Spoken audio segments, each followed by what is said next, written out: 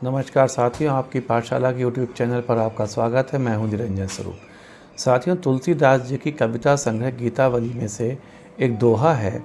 हृदय घाव मेरे पीर रघुवीरे, पाई संजीवनी जागी कहत यूँ, प्रेम पुलक बिसराए शरीरे, मोही कहा बूझत पुनि पुनि जैसे, पाठ अर्थ चर्चा कीरे, शोभा सुख छति लाहू भूप कहाँ, केवल कांति मोल हीरे, तुलसी सुनी सौमित्र वचन सब, धरी न सकत धीरों धीरे, उपमा राम लखन की प्रीति क्यों दीजे खीरे नीरे। ये दोहा उस समय की घटना का वर्णन करता है जब लक्ष्मण जी को वाण लगा था, शक्ति लगी थी और हनुमान जी उनके लिए संजीवनी बूटी लेकर आए थे और संजीवनी बूटी के उपचार से वो ठीक हो गए थे।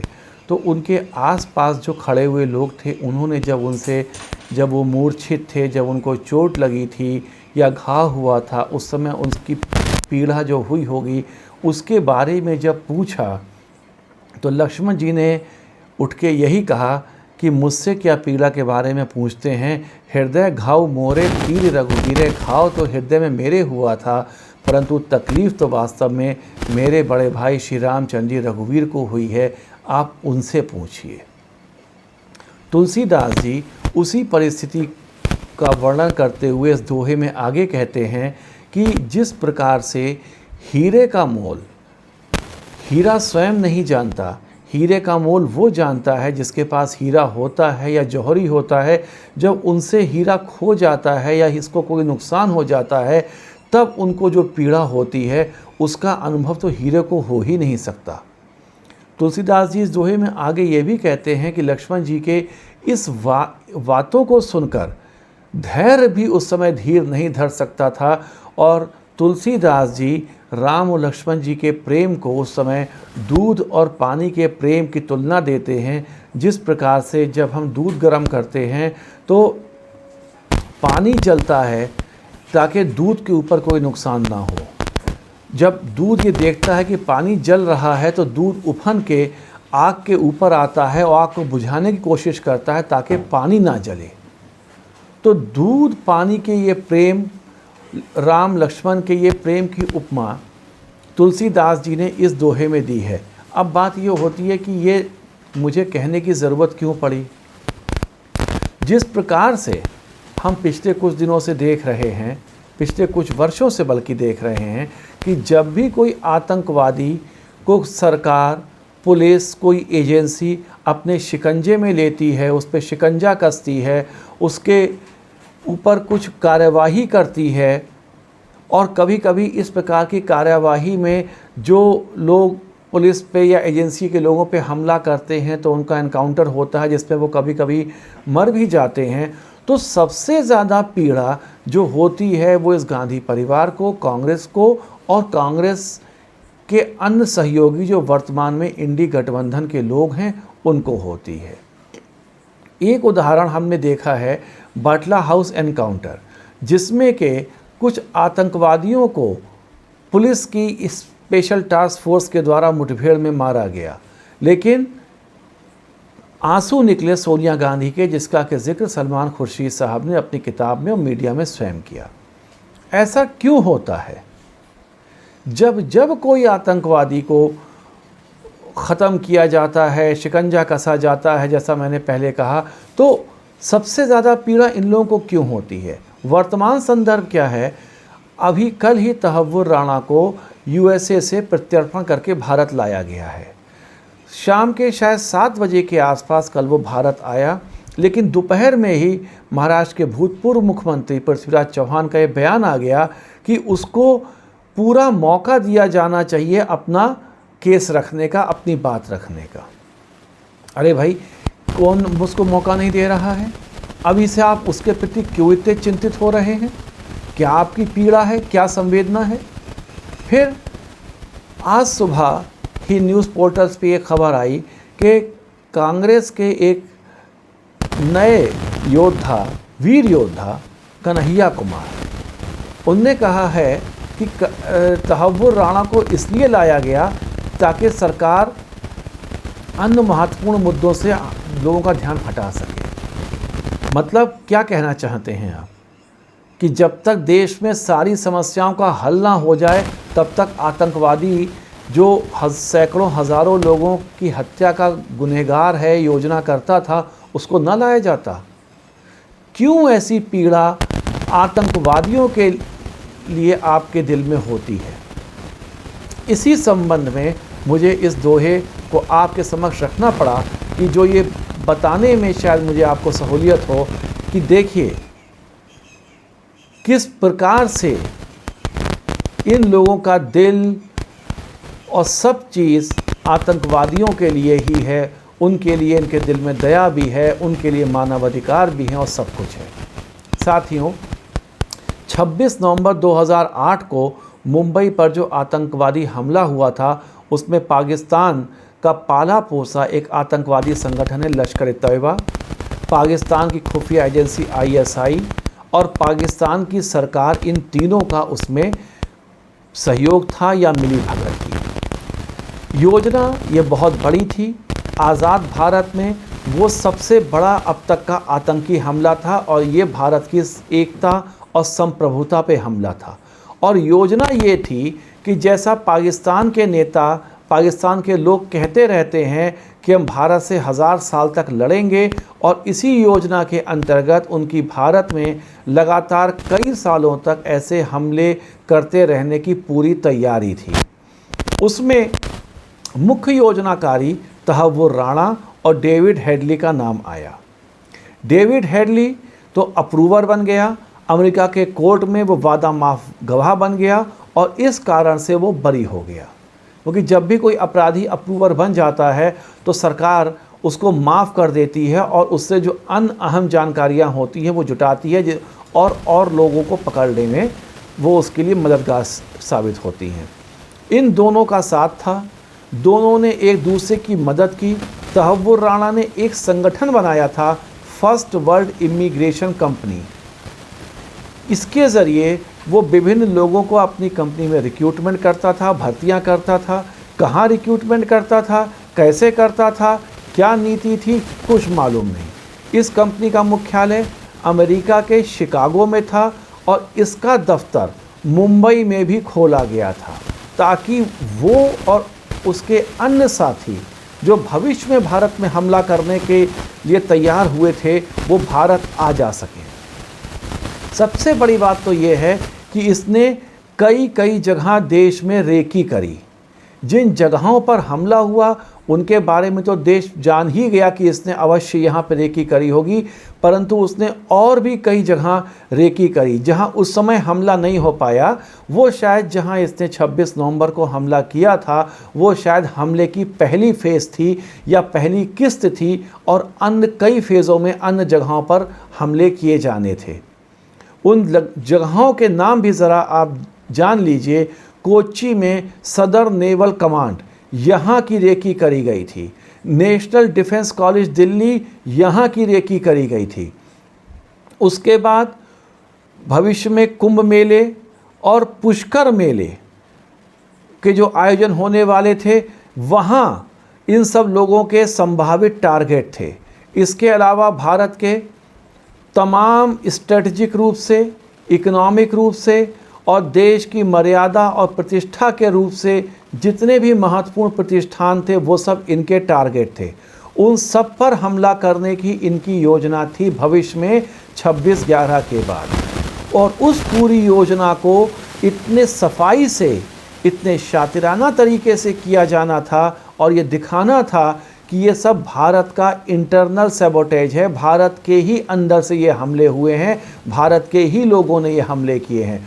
और फिर इसको अंत में भगवा आतंकवाद या सैफरन टेरर का नाम देना था।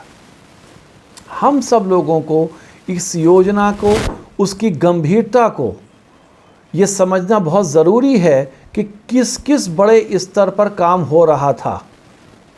इसके लिए जो पृष्ठभूमि है वो काफ़ी पहले तैयार करी गई थी। उस कड़ी में अगर हम पीछे जाते हैं तो समझौता एक्सप्रेस पे जो ब्लास्ट हुआ था उसमें जितने आरोपी थे वो सब पाकिस्तानी थे। पाकिस्तानी आतंकवादी संगठनों से जुड़े हुए थे और उन्हीं से जुड़े हुए लोग थे। जब जांच में ये तथ्य सामने आने लगा कि इसमें पाकिस्तान के लोगों का हाथ है, उनकी गिरफ्तारियां की जाने लगीं, लेकिन सरकार के द्वारा उन सबको जानबूझकर छोड़ दिया गया। और साथियों, आतंकवादियों को छोड़ना ये वर्तमान में कांग्रेस और इंडी अलायंस की जितनी भी पार्टियां हैं उन सबका एक हॉबी कहिए या नीति कहिए बन गई है। 2012-13 में उत्तर प्रदेश में भी खूंखार आतंकवादियों को, जिन्होंने कई जगह बम विस्फोट किए थे, समाजवादी पार्टी की सरकार ने छोड़ दिया था। वो तो शुक्र कीजिए इलाहाबाद हाई कोर्ट का कि इलाहाबाद हाई कोर्ट ने उसका संज्ञान लिया और उन आतंकवादियों को जेल में फिर से डाला गया, और जिनको के बाद में उच्च न्यायालय और उच्चतम न्यायालय के द्वारा दोषी पाया गया और उनको, जहाँ तक मुझे ध्यान है, शायद उम्र कैद या मौत की सज़ा हुई। और हाई कोर्ट इलाहाबाद ने उस समय ये कहा था कि आज आप इनको छोड़ रहे हैं, कल तो आप इनको भारत रत्न या पद्मश्री भी दे सकते हैं। तो ये कोई नई बात नहीं है। उसी के तहत समझौता एक्सप्रेस में पाकिस्तान के जो आतंकवादी थे उनको छोड़ा गया था। और इसके अलावा गिरफ्तार किनको किया गया, दिखाने की कोशिश हुई कि दरअसल ये हिंदू आतंकवाद है, या भगवा आतंकवाद है। ये तस्वीर जनता के सामने पेश करने की कोशिश करी गई कि इसमें हिंदू साधु संत इन्वॉल्व हैं, वो संलिप्त हैं, और इसी कड़ी में स्वामी असीमानंद को इसमें गिरफ्तार किया गया और उनके कई साथियों को भी इसमें गिरफ्तार किया गया। उस समय भारत में यूपीए की सरकार थी, जिसमें मनमोहन सिंह जैसे कठपुतली प्रधानमंत्री थे, जो सोनिया गांधी के कठपुतली थे। और उस समय की भारत सरकार ने ही भगवा आतंकवाद का एक नया शब्द गढ़ा था। इसके बारे में उस समय के गृह मंत्री, ये उस समय की बात है जब समझौता एक्सप्रेस में ब्लास्ट हुआ था, सुशील कुमार शिंदे ने बोला था, और इस पर एक किताब भी लिखी गई थी। इसके बाद 26/11 दरअसल आरएसएस ने कराया है। उस किताब में इसका भी जिक्र था। उस किताब के विमोचन समारोह में दिग्विजय सिंह उपस्थित थे, और दिग्विजय सिंह के अलावा कांग्रेस के बहुत से लोग भी उपस्थित थे, और उन सब के द्वारा यही कहा गया था कि ये सब एक सैफरन टेरर है, भगवा आतंकवाद है, हिंदू आतंकवाद है। आज जब वर्तमान सरकार तहव्वुर राणा को भारत ले आई है, तब पी चिदम्बरम जी के द्वारा, जो 26/11 की घटना के बाद गृह मंत्री बनाए गए थे, उन्होंने प्रधानमंत्री और की ओर प्रत्यक्ष तो नहीं लेकिन अप्रत्यक्ष रूप से इशारा करते हुए कहा है कि ये किसी स्ट्रांग लीडर की उपलब्धि नहीं है। स्ट्रांग लीडर से उनका तात्पर्य खुल्लम खुल्ला नरेंद्र मोदी जी की तरफ है, और स्ट्रांग लीडर शब्द पर उन्होंने कुछ खास तवज्जो देके उसको खास अंदाज में लिखा है। ये काम उनका ये कहना है कि यूपीए सरकार के समय से चल रहा था। उसी समय तहव्वुर राणा को भारत प्रत्यर्पण करने का प्रोसेस शुरू कर दिया गया था, और उसका नतीजा अब निकला है। चिदम्बरम जी ने आगे ये भी कहा है कि एनआईए का गठन तो हम ही ने किया था। साथियों, बात बिल्कुल सही है। एनआईए का गठन कांग्रेस सरकार के समय ही हुआ था, लेकिन मैं और संभवतः हर देशवासी का ये सवाल है कि अगर एनआईए का गठन उस समय हो गया था, उसके बाद 6 साल आपकी सरकार रही, तब आपकी सरकार क्या कर रही थी? क्यों नहीं 6 साल में उनके शासनकाल में तहव्वुर राणा को भारत लाया जा सका? इसका जवाब कौन देगा? जनता को, देश को इसका जवाब चाहिए। कांग्रेस के शासनकाल में एनआईए का गठन हुआ था, लेकिन किस लिए किया गया था? सिर्फ सैफरन टेरर, भगवा आतंकवाद के फर्जी नैरेटिव, फर्जी विमर्श को सामने लाने के लिए किया गया था। और एनआईए सारी ताकत अपनी इसी कोशिश में, सारी ताकत इसी काम में लगा रहा था कि भगवा आतंकवाद ही इन सब घटनाओं के लिए जिम्मेदार है, हिंदू आतंकवादी ही इसके लिए जिम्मेदार हैं। क्यों? क्योंकि उस समय गांधी परिवार ऐसा चाहता था। और इसी कड़ी में साध्वी प्रज्ञा को भी गिरफ्तार किया गया। फिर कर्नल पुरोहित को गिरफ्तार किया गया। इनको अमानवीय तरीके से टॉर्चर किया गया और भी कई लोगों की गिरफ्तारी हुई। कांग्रेस तथा सोनिया गांधी परिवार की पूरी योजना ये थी कि इस्लामी आतंकवाद के सामने भारत में हिंदू आतंकवाद को खड़ा किया जाए, भगवा आतंकवाद को खड़ा किया जाए, और ये मुख्य काम था यूपीए सरकार का उस समय। जब मुंबई पर 26 नवंबर का हमला हुआ, तब एनएसजी, नेशनल सिक्योरिटी गार्ड की टीम को दिल्ली से जाना था। नेशनल सिक्योरिटी गार्ड की टीम का स्टेशन ऑफिस मनेसर में है। जैसे तैसे टीम को मनेसर से दिल्ली लाने की व्यवस्था करी गई तो साहब हेलीकॉप्टर नहीं मिल रहा था। जब वो टीम किसी कारण से हेलीकॉप्टर से दिल्ली आ भी गई, तब भी दिल्ली पे प्लेन में एनएसजी कमांडो की टीम को 2 घंटे इंतज़ार करवाया गया, क्योंकि उस समय के गृह मंत्री पाटिल जी थे। उनकी ये जिद पकड़ ली थी उन्होंने कि मैं उसी जहाज़ से जाऊंगा मुंबई जिस जहाज़ से एनएसजी की टीम जा रही है। 2 घंटे वो मुंबई जाने में देरी हुई, वो एयरक्राफ्ट वहीं खड़ा रहा और नहीं उड़ पाया। क्यों नहीं भाई? क्यों आप उसी से जाएंगे? क्या आपकी नैतिक जिम्मेदारी नहीं थी कि जब देश पे इतना बड़ा हमला हुआ है मुंबई में, तो आप सबसे पहले एनएसजी के कमांडोज को वहाँ भेजते? आप तो वहाँ पहुँच ही जाते। ये था यूपीए सरकार का रवैया। देश के ऊपर जब हमला हुआ है, देश की संप्रभुता पे हमला हुआ है, तब आपका ये व्यवहार है। चिदम्बरम साहब अथवा कांग्रेस जो दावा कर रहे हैं, वो ये भी तो बताएं कि 26/11 हमले के बाद पाकिस्तान के खिलाफ कोई एक्शन क्यों नहीं लिया गया।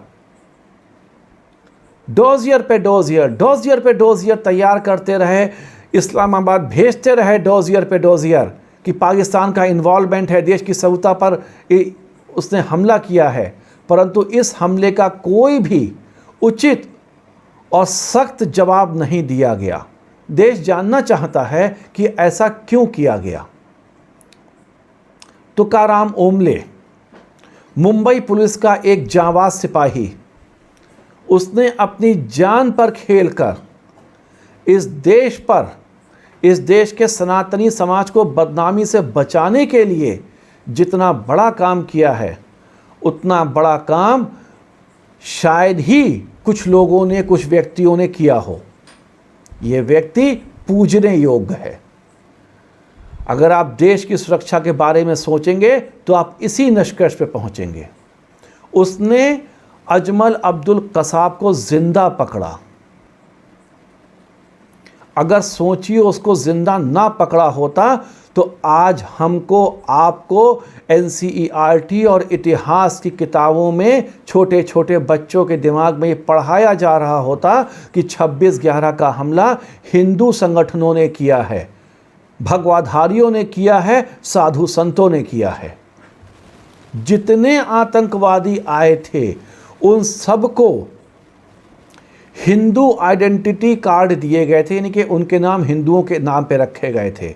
सबके हाथ में कलावा बांधा गया था कि जिससे ये सिद्ध हो कि वो हिंदू हैं। तिलक लगे हुए थे। कसाब को हैदराबाद के एक कॉलेज का स्टूडेंट बताया गया था। उसके नाम भी हिंदू आइडेंटिटी कार्ड बना हुआ था। उसकी जेब में जो बरामद हुआ, उसके हाथ में कलावा बंधा हुआ था। आप ज़रा सोच के देखिए। और एक बात और कि इन सब लोगों को इंस्ट्रक्शंस थे कि तुमको मर जाना है, या ऐसी साजिश रची गई थी कि इन 10 के 10 आतंकवादियों को मार दिया जाना है। ज़रा सोच के देखिए कि अगर ये सारे आतंकवादी मार दिए जाते या ये मर गए होते, इनकी जेब में क्या निकलता? एक आइडेंटिटी कार्ड निकलता जिस पे उनका नाम, उनके पिता का नाम इत्यादि लिखा होता, और सब हिंदू नाम होते। कुछ भगवान की तस्वीरें भी शायद उनकी जेब में रखी थीं। कलावे बंधे थे और तिलक लगे थे। तो ये देखिए कि कितनी बड़ी साजिश थी, लेकिन इस जाबाज सिपाही ने अपनी जान पे खेल के अजमल अब्दुल कसाब को पकड़ लिया। और जब वो कसाब पकड़ा गया, उसके बाद कई महीनों तक पाकिस्तान इस बात को डिनाई करता रहा कि ये मेरा आदमी नहीं है, ये मेरे देश का ऐसे कोई संबंध नहीं है, भारत का ही आदमी है। लेकिन शुक्र हो एक न्यूज़ चैनल का जिसने ये डिस्क्लोज़र किया, जिसने ये खुलासा किया कि ये पाकिस्तान के फरीदकोट का रहने वाला है, तब पाकिस्तान को मानना पड़ा कि हाँ, ये मेरे ही देश का नागरिक है। उस समय सोनिया गांधी के हाथों की कठपुतली मनमोहन सिंह जी की सरकार ने पाकिस्तान के खिलाफ कुछ नहीं किया। क्या ये देश को जानने का हक नहीं है? क्यों नहीं किया? इसका जवाब कांग्रेस पार्टी कब देगी? और मुझे नहीं लगता कि वो कभी भी देगी, क्योंकि कांग्रेस पार्टी हमेशा इस प्रकार के जवाबों से बचती रही है। चाहे वो 1962 में चीन के हाथों हार का मामला हो, चाहे 71 में जब हमने POWs छोड़े तो क्यों नहीं कश्मीर का मसला हल कर लिया, इसका मामला हो, इत्यादि इत्यादि न जाने कितने मामले हैं। लेकिन कांग्रेस ने आज तक कभी किसी बात का जवाब देश को नहीं दिया है। लेकिन कोई बात नहीं, इसका जवाब नहीं दिया तो अगर कांग्रेस ये समझती है, गांधी परिवार ये समझता है कि इसका जवाब नहीं मिलेगा, तो जवाब तो मिला देश को, और वो इनके हाथ से नहीं बल्कि बराक हुसैन ओबामा की एक किताब के माध्यम से मिला, जो उन्होंने किताब जब वो राष्ट्रपति नहीं रहे उसके बाद उनने लिखी। उस किताब का नाम है प्रॉमिस लैंड। उसमें उन्होंने लिखा है कि जब वो एक बार व्यक्तिगत रूप से मनमोहन सिंह जी से मिले और उनसे कहा कि आपकी देश की संप्रभुता पे इतना बड़ा हमला हुआ है, पाकिस्तान के इन्वॉल्वमेंट का उसमें पूरा प्रमाण है, आपके पास पूरे सबूत हैं, और ये एक ऐसा मुद्दा है कि अगर आप पाकिस्तान के ऊपर कोई भी सैन्य कार्रवाई करते तो दुनिया का कोई भी देश आपके खिलाफ नहीं खड़ा होता, फिर आपने क्यों नहीं पाकिस्तान के ऊपर कोई कठोर सैन्य कार्रवाई की?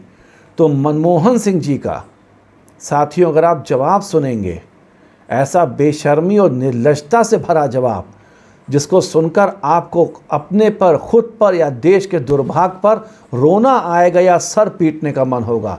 उन्होंने कहा इस समय यानी कि 2008 के आसपास जब ये बात हुई, आतंकी देश में कई आतंकी हमले हो रहे थे, जगह जगह बम विस्फोट होते थे, बसों में जब हम चढ़ते थे, ट्रेनों में चढ़ते थे, जगह जगह पोस्टर लगे होते थे कि सीट के नीचे आगे पीछे देख लीजिए, कोई संदिग्ध वस्तु ना हो, ये बम हो सकती है। जब देश में इस प्रकार का माहौल था तो उनका कहना ये था, मनमोहन सिंह जी का, कि देश में एक मुस्लिम विरोधी वातावरण बन रहा था, और अगर हमारी सरकार इस मुंबई हमले का कोई सख्त जवाब पाकिस्तान को देती या पाकिस्तान के खिलाफ कोई एक्शन लेती तो ये विरोध और तेज़ होता और इसका राजनीतिक लाभ बीजेपी को मिल जाता।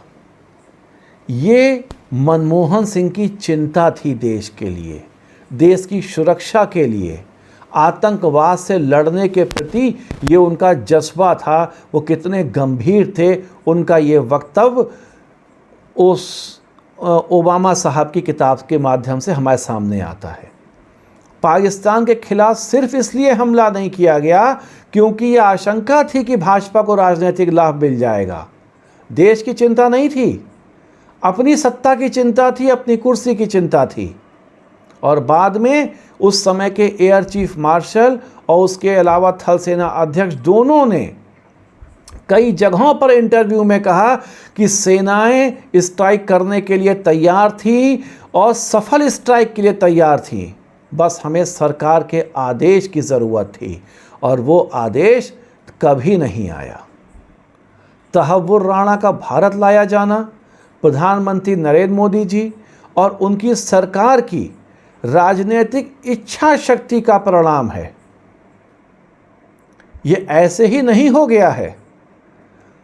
दुनिया में आपको ऐसा उदाहरण नहीं मिलेगा कि किसी एक अपराधी आतंकवादी का प्रत्यर्पण करने की बात देश के राष्ट्रपति, उस देश के राष्ट्रपति जहां से प्रत्यर्पण होना है, और उस देश के राष्ट्राध्यक्ष, राष्ट्रपति या प्रधानमंत्री जहां को प्रत्यर्पण होना है, दोनों अपनी संयुक्त प्रेस वार्ता में इसकी घोषणा करें।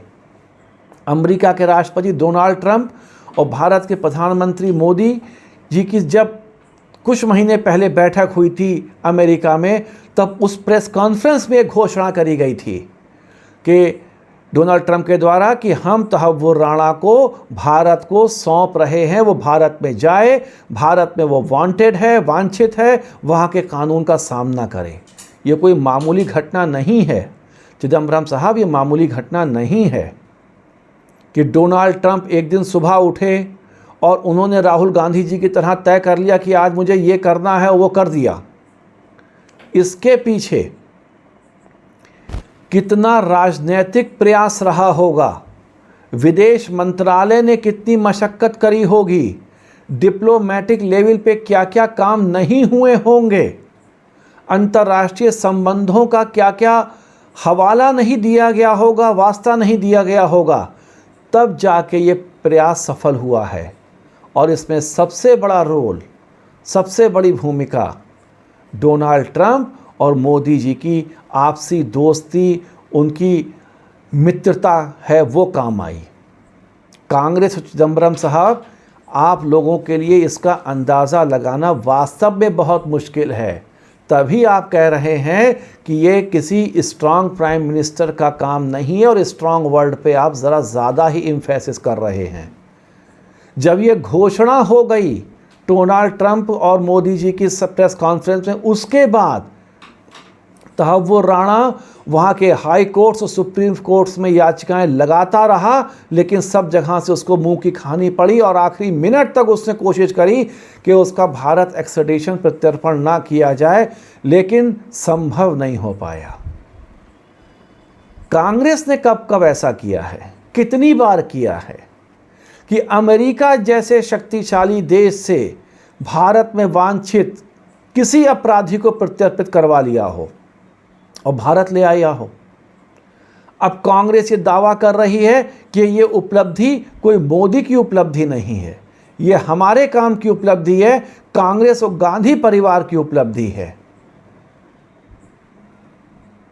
कांग्रेस की ये वही मानसिकता है जो आज़ादी के बाद से चली आ रही है कि जो कुछ अच्छा हुआ देश में या हो रहा है, वो सब नेहरू गांधी परिवार की देन है, और जो कुछ भी गलत हुआ है वो अन्य लोगों की वजह से हुआ है। हमारी वजह से तो, इस परिवार की वजह से तो कुछ गलत हो ही नहीं सकता।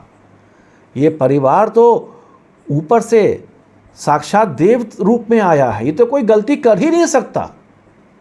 यही मानसिकता चिदम्बरम जी की और कांग्रेस की यहाँ भी काम रही रूप दिखा रही है। आपने सैफरन टेरर का झूठा नैरेटिव गढ़ने की कोशिश की है। 26/11 के हमले के बाद पाकिस्तान के खिलाफ कोई आपने एक्शन नहीं लिया, ये आपकी उपलब्धि ज़रूर है। इस उपलब्धि को आपसे कोई नहीं छीन सकता, इसमें मैं पूरी तरीके से आपके साथ हूँ। तहव्वुर राणा के आने से पाकिस्तान में बड़ी घबराहट है, बात समझ में आती है। पाकिस्तान का वो प्यादा था, क्योंकि लश्कर तैयबा का वो एजेंट था।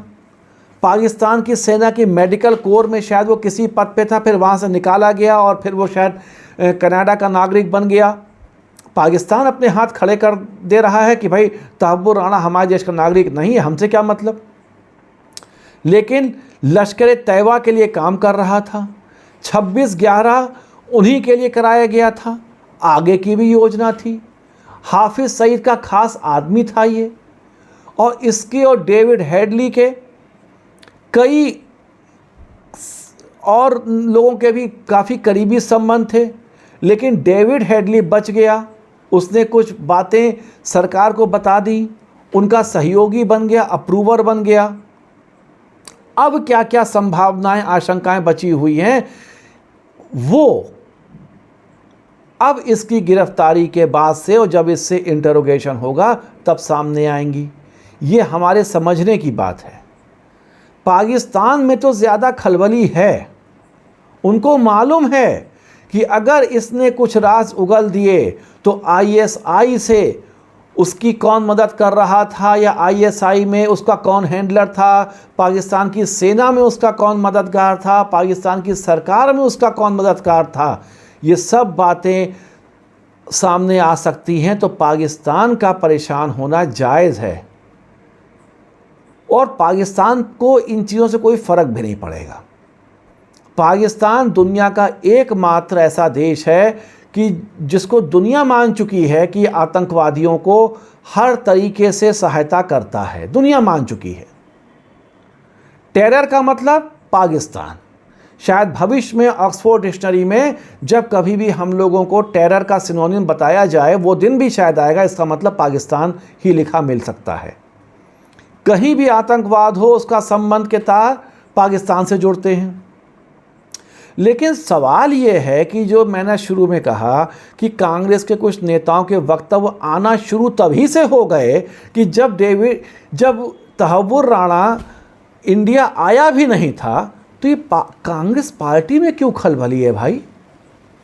ये उपलब्धि देश की है, भारत की उपलब्धि है। ये भारत नहीं भूलता। जिन्होंने हमको चोट दी है हम उनको नहीं भूलने देते, ना हम उनको माफ़ करते हैं। ये मोदी ने बताया है, सर्जिकल स्ट्राइक करके बताया है, बालाकोट के बाद एयर स्ट्राइक करके बताया है, और अब तहव्वुर राणा का एक्स्ट्राडिशन करके बताया है। तो डर ये है, जो मुझे लगता है कांग्रेस पार्टी के अंदर या इनके कुछ नेताओं के भीतर जो डर है कि भारत में उसकी कौन मदद कर रहा था, ये सवाल ना सतह पे आ जाए।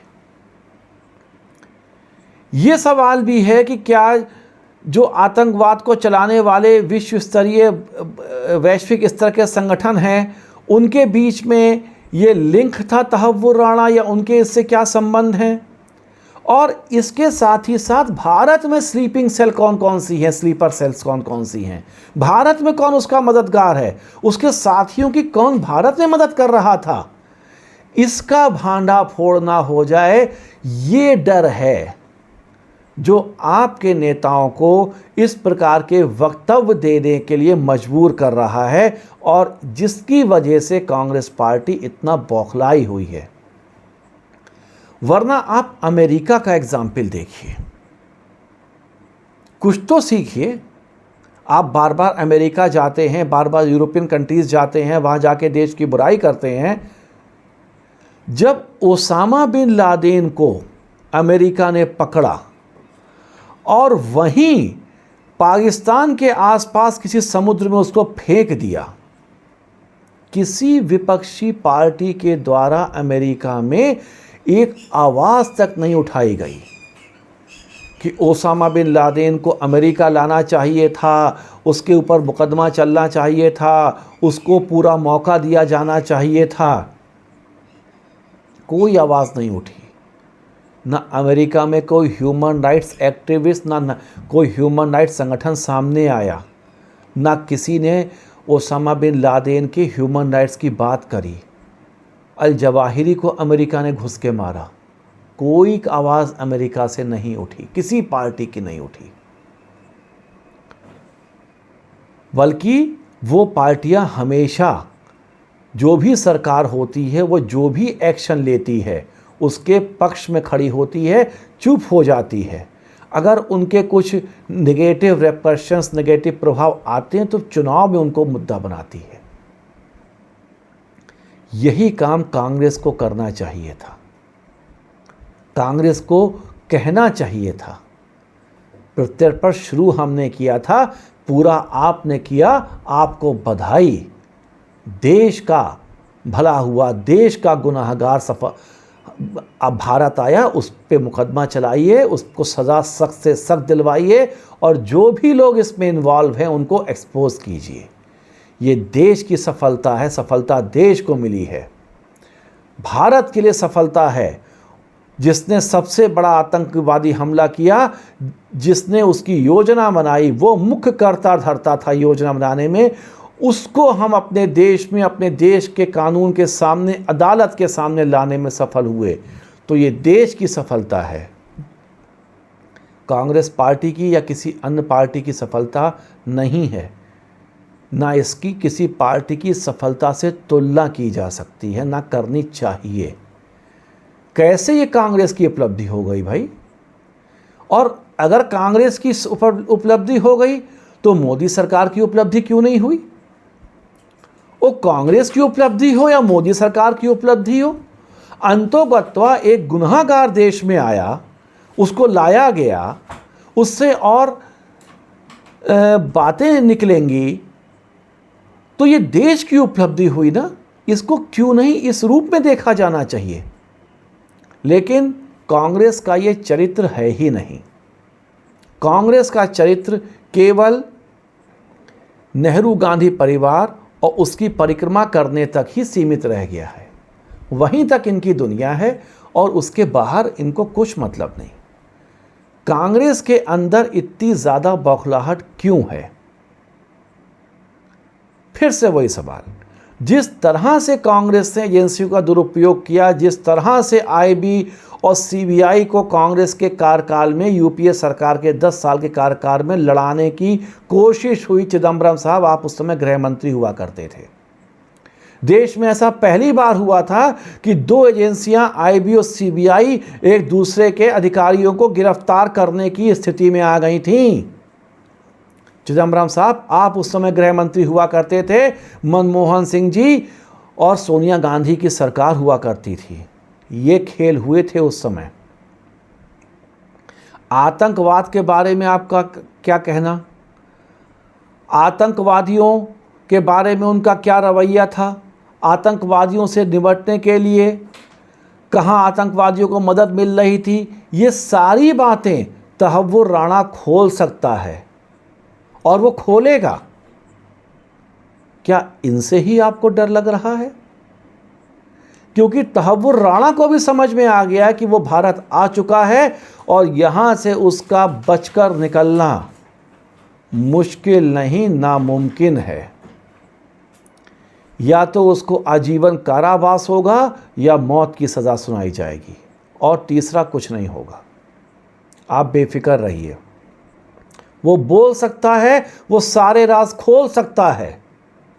तो पाकिस्तान के बारे में क्या बोलेगा ये कोई महत्वपूर्ण नहीं है। पाकिस्तान एक self proclaimed declared terrorist country है। उसका नाम बहुत से न्यूज़ पोर्टल पे आतंकिस्तान भी लोग लेते हैं। पाकिस्तान के बारे में कुछ ऐसा है ही नहीं जो हम लोग नहीं जानते या देश का बच्चा नहीं जानता। हर कोई जानता है वो क्या कर रहा है। तो उसके बयान से पाकिस्तान को तो कोई नुकसान होना नहीं है। वो इस समय भुखमरी कगार पर है। थोड़े अगर दिक्कतें और आ गई तो थोड़ी और भुखमरी वहाँ बढ़ जाएगी।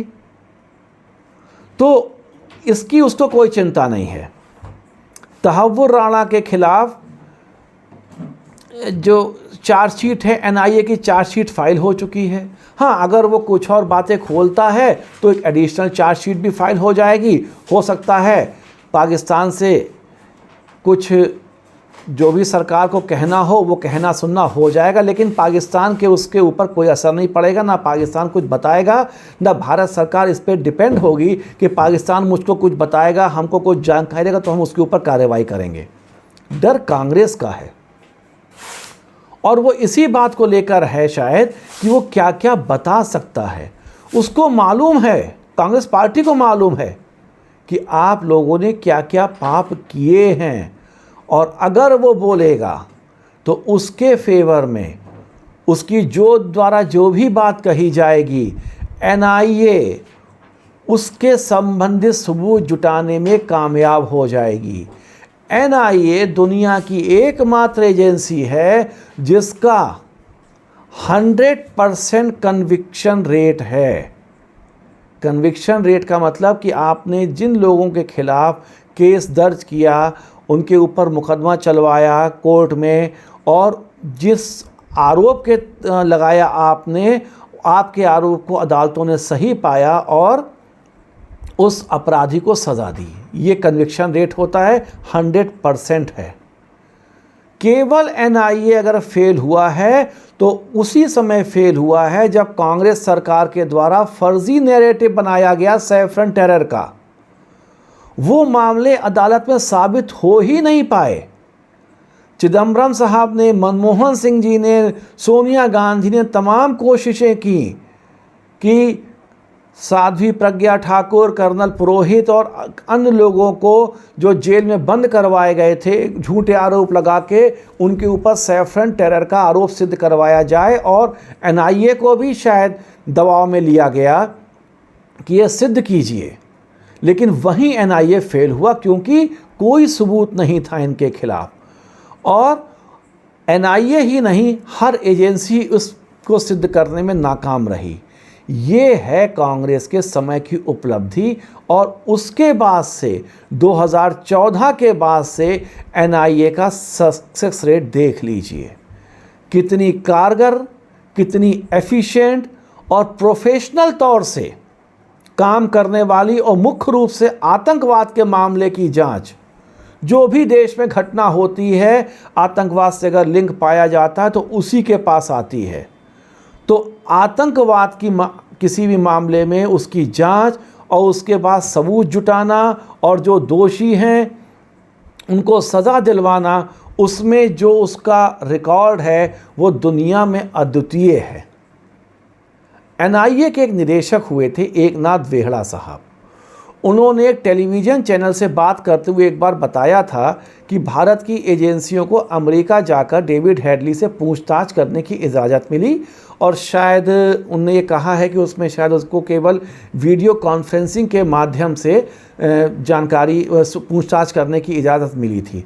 तो भारतीय एजेंसियों ने उससे जो वीडियो कॉन्फ्रेंसिंग के ज़रिए जो भी जानकारियाँ इकट्ठा की, उनका कहना है, और जो भी एनआईए ने साक्ष्य अन्य तरीक़ों से इकट्ठे किए, तो आप अगर उन सबको मिलाकर सुने तो आपको लगेगा कि ये एक बहुत बड़े जासूसी उपन्यास को पढ़ रहे हैं। और उनके द्वारा एक जासूसी उपन्यासकार फ्रेडरिक फॉर्सराइथ का जिक्र किया गया था। ये उन्हीं ने कहा था, उन्हीं के वर्ड हैं। फ्रेडरिक फॉर्सराइथ दुनिया के बहुत बड़े जासूसी उपन्यासकार हैं। और अगर आप उनका उपन्यास पढ़ेंगे तो समझ में आपको आ जाएगा कितने डिटेल में और कितने बढ़िया तरीके से वो लिखते हैं। और वो जो उनका लिखने का अंदाज़ है वो आपके सामने उस कहानी को ऐसे पेश करता है कि आपको लगेगा कि ये सच्ची कहानी है। उनका कहना ये था कि ये जो भी कुछ डेविड हेडली से और एनआईए की जांच में अन्य साक्ष्यों से उन्होंने इकट्ठा किया है, तो उनको पूरी ये कहानी ये उसी उपन्यास की तर्ज पे लग रही है। ज़रा सोचिए किस शातिराना तरीके से, किस मेटिकुलस तरीके से एक एक घटना को अंजाम दिया गया होगा डेविड हेडली, तहव्वुर राणा और उनके साथियों और उनकी जो भारत में स्लीपर सेल्स हैं उनके द्वारा। अब ये तहव्वुर राणा अगर कुछ नए राज और उगलता है तो तस्वीर कैसी आपके सामने आएगी। अगर इसके राज उगलने में, और ये उगल देता है राज, कुछ भी इसको प्रलोभन दिया जाए कुछ भी करके, और अगर उसमें भारत के भीतर के लोग और जिन लोगों को तहव्वुर राणा की भारत प्रत्यर्पण से परेशानी हो रही है, अगर उनसे संबंधित लोगों के नाम सामने आते हैं, तो ये सोचिए कि क्या वो सच्चाई ये देश बर्दाश्त कर पाएगा। उस सच्चाई की क्या हम आप कल्पना भी कर सकते हैं। लेकिन वो सच्चाई एक दिन सामने तो आएगी और बाद में पता चलेगा कि ये सच्चाई कितनी देश के लिए फ़ायदेमंद होती है या नहीं होती है। उस सच्चाई से देश और देशवासी क्या सीखेंगे, ये सब हमारे और आपके सोचने समझने की बात है। साथियों, आज के अंक में इतना ही। अगले अंक में मैं फिर आपके सामने किसी अन्य मुद्दे पर एक तथ्यपरक विश्लेषण लेके उपस्थित होऊंगा। तब तक के लिए नमस्कार। आपसे मेरा विनम्र अनुरोध है कि इस चैनल को देखिए, लाइक कीजिए, शेयर कीजिए और सब्सक्राइब कीजिए, और प्लीज़ अपने कमेंट अपने इस कमेंट बॉक्स में ज़रूर डालिए। नमस्कार।